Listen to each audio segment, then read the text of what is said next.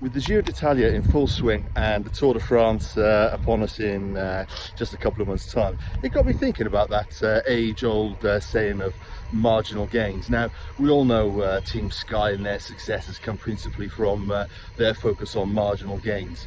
1% here, 1% there, and before you know it, 5, 6, 7, 8, 10% improvement across an individual or across a squad.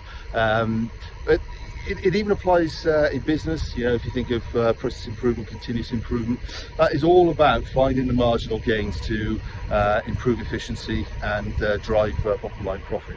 But it got me thinking, how many of us as business leaders actually think of ourselves as being able to gain or have marginal gains in our own performance?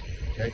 It's well known that there's a direct correlation between success in sport, success in business, but I look at it in an even different way. There's a direct correlation between extra activities outside of the workplace and people's performance in the workplace, and you know that comes down to the sporting angle, but it also comes down to pastimes. It could be woodwork, it could be crochet, whatever it is to get your mind off the day and the treadmill of modern life and modern business.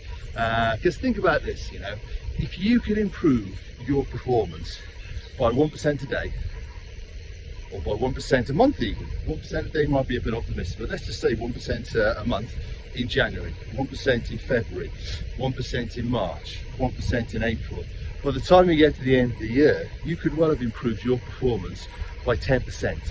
Now, what would that do for your own success, your business success, your team's success, and your career? You know, it's so often forgot that if we focus on improving ourselves, it can have a tremendous improvement on the business and other people also. So, what is it you can do? Well, I think just give yourself time. Everybody needs that little bit of me time so that they're focused on other things other than what's going on in work and what's going on in business and what's going on tomorrow and what's going on the next day.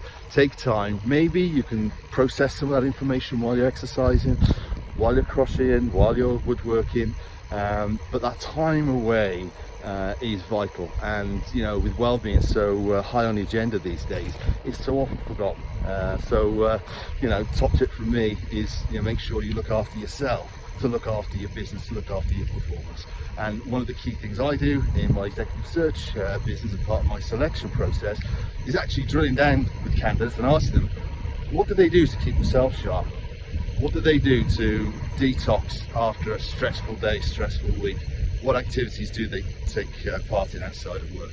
That tells you a lot about the person. It tells you a lot about how they can cope with the pressures and demands of business these days. So be successful, and I shall see you next time.